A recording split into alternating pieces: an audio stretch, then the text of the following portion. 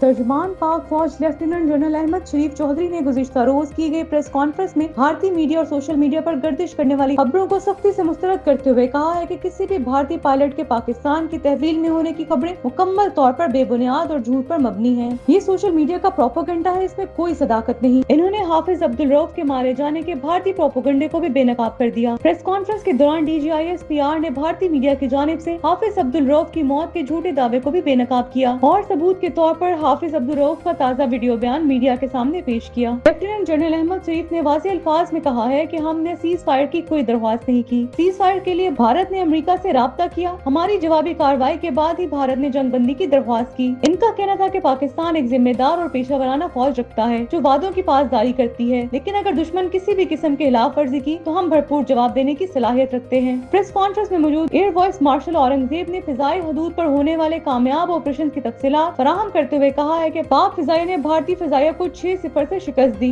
दुश्मन के drone systems को जाम किया गया, जबकि ब्रह्मोस मिसाइलों का रुख मोड़ने में भी कामयाबी हासिल की। एक मिसाइल तो भारत के पड़ोसी मुल्क में जा गिरा, जिससे भारत ने अपने हमसायों को भी खतरे में डाल दिया। पाक बहरिया के वाइस एडमिरल रब नवाज ने इंकशाफ किया है कि 9 मई को भारतीय नेवी का विक्रांत बहरी जहाज 8 से 12 मग 29 तैयारों के साथ पाकिस्तानी साहिल से सिर्फ 400 नॉटिकल मील दूर था, लेकिन हमारी मुसलसल निगरानी और तैयारियों की वजह से कराची को लाहक मुमकिन खतरे का मुकम्मल तदारुक कर लिया गया था। DGISPR ने मसला कश्मीर पर भी दो टोक मौक़िफ़ अपनाया और कहा कि मसला कश्मीर एक बार फिर खित्ते के लिए फ्लैश पॉइंट बन चुका है। इसका हल सिर्फ कश्मीरियों की उमंगों के मुताबिक ही मुमकिन है। पाकिस्तान और भारत दोनों एटमी ताकतें हैं, जंग इनके दरमियान हमाकत होगी। हम कशीदगी कम करने वाले लोग हैं, अमन पसंद है, लेकिन जवारियत का जवाब देना भी खूब जानते हैं। प्रेस कॉन्फ्रेंस के दौरान ऑपरेशन बनियान और मरसूम की तफसीलात भी अवाम के सामने रखी गयी। लेफ्टिनेंट जनरल अहमद शरीफ ने बताया कि पाकिस्तान ने भारत में 26 फौजी अहदाफ को निशाना बनाया, जिनमें दिल्ली के करीब ब्रह्मोस मिसाइल जहीरागाह भी शामिल थी। इंडियन फौज को सफेद झंडा लहराने पर मजबूर कर दिया गया। ये हमारी जदीद टेक्नोलॉजी और हिकमत अमली का नतीजा था। हमने आम शहरियों को निशाना नहीं बनाया। हमले इंतहाई महारत से किए गए। इन्होंने कहा कि आलमी और भारतीय मीडिया ने भी इन हमलों की तस्दीक की है। पाकिस्तान के किसी भी हमले में आम आदमी को नुकसान नहीं पहुंचाया गया, जबकि भारत की जानिब से मामूली इंफ्रास्ट्रक्चर को नुकसान पहुंचा और एक तैयारा मुतासिर हुआ। इन्होंने वाज़ेह किया कि सिंतास मुआहदे पर पाकिस्तान की पोजीशन दो टोक और वाज़ेह है। हम इस मुआहदे की पासदारी करते हैं, लेकिन अगर भारत ने खिलाफ वर्जी की तो हम खामोश नहीं रहेंगे।